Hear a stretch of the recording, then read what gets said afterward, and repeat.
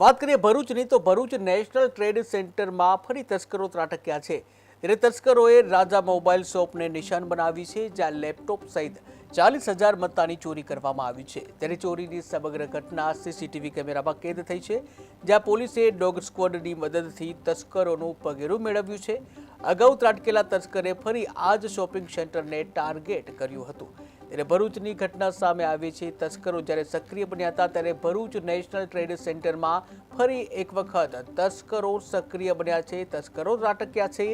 ત્યારે તસ્કરોએ રાજા મોબાઈલ શોપને નિશાન બનાવી હતી। લેપટોપ સહિત 40,000 મત્તાની ચોરી કરવામાં આવી હતી। ત્યારે પોલીસે ડોગ સ્ક્વોડની મદદથી તસ્કરોનું જે પગેરું મેળવ્યું છે। ત્યારે અગાઉ ત્રાટકેલા તસ્કરે ફરી એ જ શોપિંગ સેન્ટરને ટાર્ગેટ બનાવ્યું।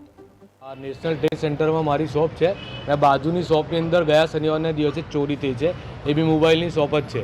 ત્યાં બી એ લોકોના લેપટોપને ચોરાઈ ગયા, મારા ત્યાં તાળા તૂટ્યા, ત્યાં બી લેપટોપ ગયું છે અને 1 કે 2 ટેબ્લેટ છે મારા, તે ચોરી થઈ ગયા છે। વારંવાર આ ચોરી થાય તો પોલીસે આનો એક્શન લેવું પડશે। બાજુના શોપિંગની અંદર પણ ચોરી થયેલી છે પણ એ બચી ગયો ભાઈ। બીજો એક છે કુરિયરવાળા, એમના ત્યાં બી ચોરી થઈ છે। એ જ વ્યક્તિ છે જે વારંવાર ચોરી કરે છે। આ નેશનલ ટ્રેડ સેન્ટરમાં મારી શોપ છે।